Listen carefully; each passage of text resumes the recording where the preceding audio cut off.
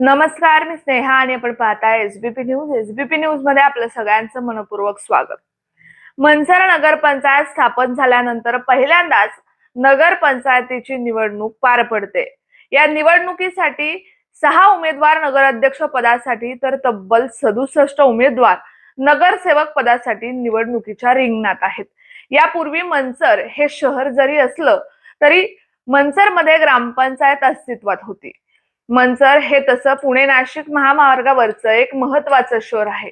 मात्र नगरपंचायत स्थापन झाल्यानंतर या शहराच्या चहूबाजूंनी विकासाचा स्कोप पाहता अनेकांनी निवडणुकीच्या रिंगणात उड्या घेतल्या. ग्रामपंचायत असणाऱ्या मनसर शहरात नगरपंचायत स्थापन झाली आणि नगरपंचायतीला मिळणारा कोट्यावधींचा निधी आणि डेव्हलपमेंटचा स्कोप यामुळे काही चतुर राजकीय पुढाऱ्यांनी मनसर नगरपंचायत ही सोन्याची अंड देणारी कोंबडी असल्याचं अचूक हेरलं आणि त्यांनी निवडणुकीच्या रिंगणात स्वतःला झोकून दिलं. अनेकांनी माझं मनसर, सुंदर मनसर हे आदर्श शहर राहावं यासाठी निवडणुकीत सहभाग घेतला, तर काही हौशी मंडळींनी आपल्या नावापुढे नगरसेवकाचा टॅग लावण्यासाठी उमेदवारी अर्ज भरला. आता राजकारण म्हटलं की हौशे नवशे गौशे आले, मात्र याही पलीकडे जाऊन पैसा, पैशातून सत्ता आणि सत्तेतून पुन्हा पैसा असा दृष्टिकोन असणाऱ्या धंदेवाईक राजकीय पुढाऱ्यांना निवडणुकांमध्ये दिसला तो फक्त फायदा. मनसर नगरपंचायत स्थापन झाल्यापासून नगरपंचायतीवर प्रशासक आहे. नगरपंचायतीच्या जरी प्रशासक असला तरी देखील प्रशासकाचा कारभार हा सतत वादग्रस्त राहिलेला. मनसर नगरपंचायतीचा प्रशासक हे चावीवरचं खेळणं असल्याचा आरोप अनेक स्थानिक नेत्यांसह सर्वसामान्य जनतेने केलेला मनसरकरांनी पाहिलं. या प्रशासकाला अनेक प्रतिनिधी आणि त्यांचे बगल बच्चे हवं तेव्हा चावी देऊन आपल्या इशाऱ्यांवर चालवत असल्याचा अनेकदा आरोपही झाला. मनसर नगरपंचायतसाठी कोट्यावधी रुपयांचा निधी आला. अनेक कामांसाठी त्या निधीचा वापर झाला.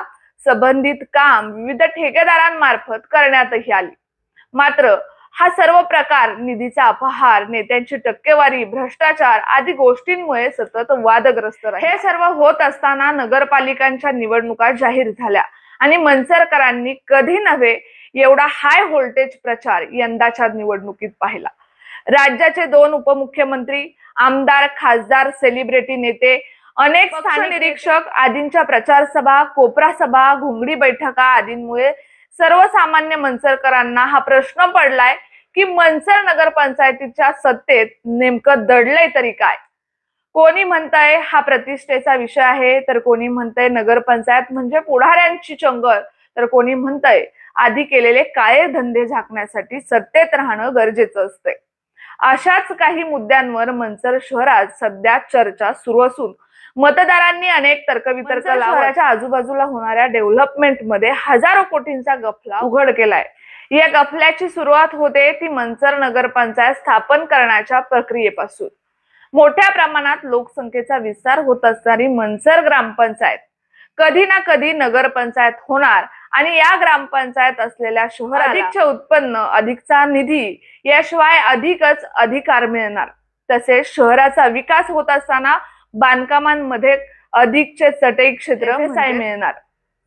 सगळ्याच गोष्टींचे बाजारभाव तथा बाजार मूल्य वाढणार याचा वेध घेऊन अनेक चाणाक्ष नेत्यांनी नगरपंचायत स्थापन करण्याचा घाट घातला. अनेक ठिकाणी शेकडो एकर जागा अतिशय कवडीमोल भावात विकत घेतल्या. याच जागांच्या आजूबाजूला मोठमोठे रस्ते, पायाभूत सुविधा उपलब्ध करून घेतल्या. या परिसरात जागा घेत असताना भविष्यात आपल्यावर घोटाळ्यांचे आरोप होऊ नयेत यासाठी या जागा आपल्या जवळच्या स्थानिक पुढारी, बिल्डर आणि ठेकेदारांच्या नावे खरेदी केल्या आणि याच परिसरात दिखाऊ सर्वेक्षण करून मनसर सिटी सारख्या प्रकल्पांचा घाट घातला. याशिवाय इतर अनेक ठिकाणी आपल्याच पदरात फायदा पडेल असे प्रकल्प उभारणीचे काम सुरू. नवीन शहर स्थापन करत असताना त्या ठिकाणी नगरपंचायतीच्या निधीतून मोठे गार्डन उभारण्याचे काम. काहींनी लाखो रुपयांचे शेण खाल्याच्या बातम्याही मनसरकरांनी पाहिल्या. एका बाजूला हे शहर विकसित होत असताना नसलेल्या जागांवर तसेच विरोधकांच्या जागांचे मूल्य अर्थात मार्केट व्हॅल्यू कमी करण्यासाठी, अर्थात बाजार उठवण्यासाठी 5 एकर परिसराच्या जागांचा कचरा केला. याशिवाय शहराच्या विकासाच्या गोंडस कल्पनेच्या आडून काही लोकांच्या जागांवर आरक्षण टाकण्याचा डावही शिजवला. याबाबत उपमुख्यमंत्री अजित पवारांनी मंचरच्या सभेत कबुली दिली। शेकडो एकर जागेवर होऊ घातलेल्या या हजारो कोटींच्या प्रकल्पात आपल्याच जवळचे ठेकेदार, बिल्डर, नातेवाईक, व्यावसायिक, पार्टनर, दुसऱ्या फळीतील नेतेही हिस्सा मिळावा अशी तरतूदही करण्यात आली।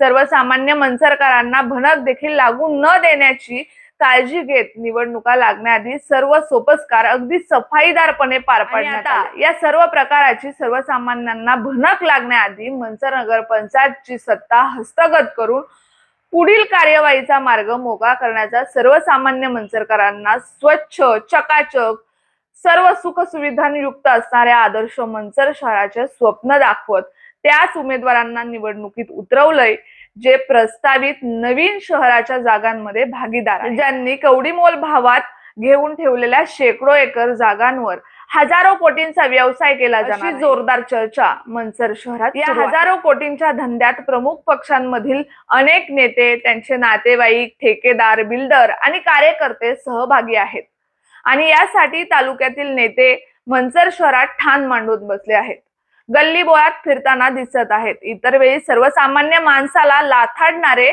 आता त्यांच्याच पायावर डोकं ठेवून मतांचा जोगवा मागत आहे। राज्याच्या प्रमुख नेत्यांना मंचरमध्ये बोलावून त्यांच्याकडून प्रचार करून घेत आहेत। मात्र या पद्धतीने मंचरकरांची दिशाभूल करून आपल्याच पोळीवर लोणी ओढण्याचा प्रयत्न करणाऱ्या प्रस्थापित पुढाऱ्यांना आता जागा दाखवायची अशा अनेक सुरस चर्चांना शहराच्या चौकाचौकात उधाण आलंय।